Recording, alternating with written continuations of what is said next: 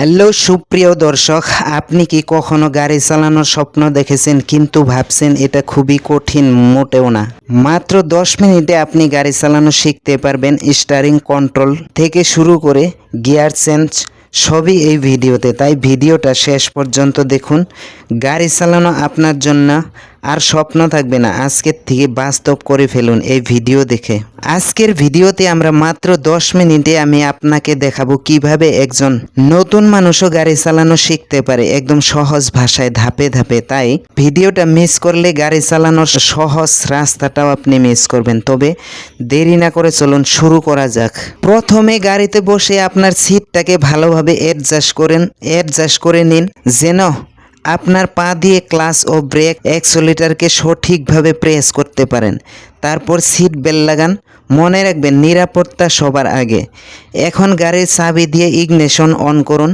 গাড়ি স্টার্ট করার সময় গিয়ার যেন নিউট্রালে থাকে সেটা চেক করুন।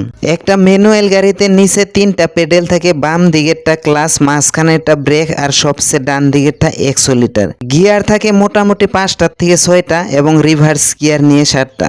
সো প্রথম গিয়ারে আমার ধীরে ধীরে গাড়ি চালানোর জন্য, দ্বিতীয় গিয়ারে একটু বেশি স্পিডে, তৃতীয় ও চতুর্থ রোডে চলার জন্য, পঞ্চম এবং ষষ্ঠ গিয়ার হচ্ছে হাই রোডে চালানোর জন্য। সো গাড়ি চালানোর সময় ক্লাচ ব্যালেন্সিং শেখাটা খুবই জরুরি।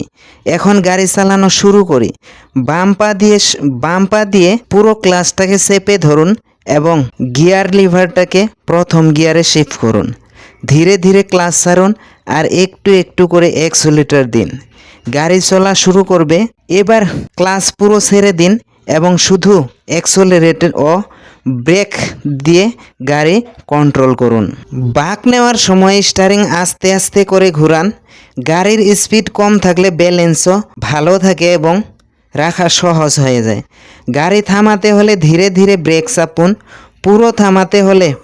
পুরো থামানোর সময় আবার ক্লাচ চেপে ব্রেক করুন এবং গিয়ার নিউট্রালে নিয়ে আসুন। পার্কিং করার পর হ্যান্ড ব্রেক ব্যবহার করুন। রিভার্স পার্কিং অনেকের জন্যই কঠিন মনে হয় বা কঠিন মনে করেন, কিন্তু গাড়ির আয়নার দিকে খেয়াল রাখলে ও ব্যাক ক্যামেরার সাহায্য নিলে এই কাজটি খুবই সহজ হয়ে যায়।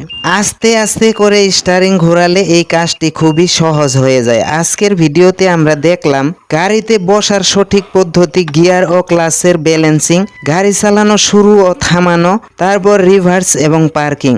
সবচেয়ে বড় কথা হলো, আপনি যদি নিয়মিত প্র্যাকটিস করেন তাহলে গাড়ি চালানো আপনার জন্য চা খাওয়ার মতোই সহজ হয়ে যাবে। তাই ভিডিওটি যদি আপনার ভালো লেগে থাকে তাহলে এখনই একটা লাইক দিন। এমন আরও ড্রাইভিং ভিডিও পেতে আমাদের চ্যানেলটি সাবস্ক্রাইব করে পাশে থাকুন। আপনার কোনো প্রশ্ন বা পরামর্শ থাকলে কমেন্ট বক্সে কমেন্ট লিখুন, আমি উত্তর দিব।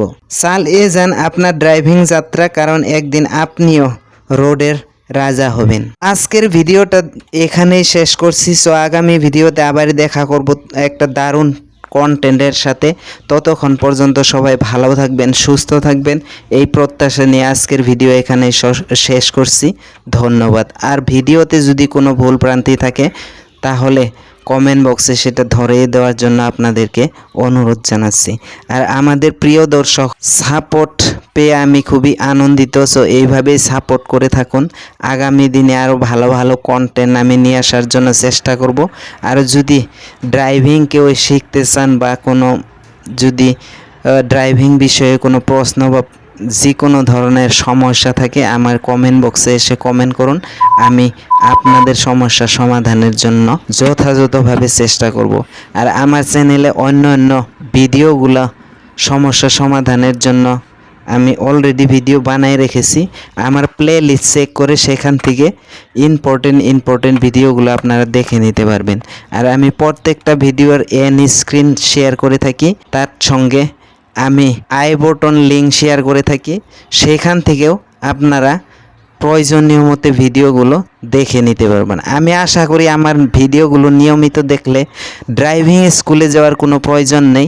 ড্রাইভিং স্কুলে জয়েন করা ছাড়া আপনি ভিডিও দেখে জাস্ট ড্রাইভিং কমপ্লিট শিখতে পারবেন।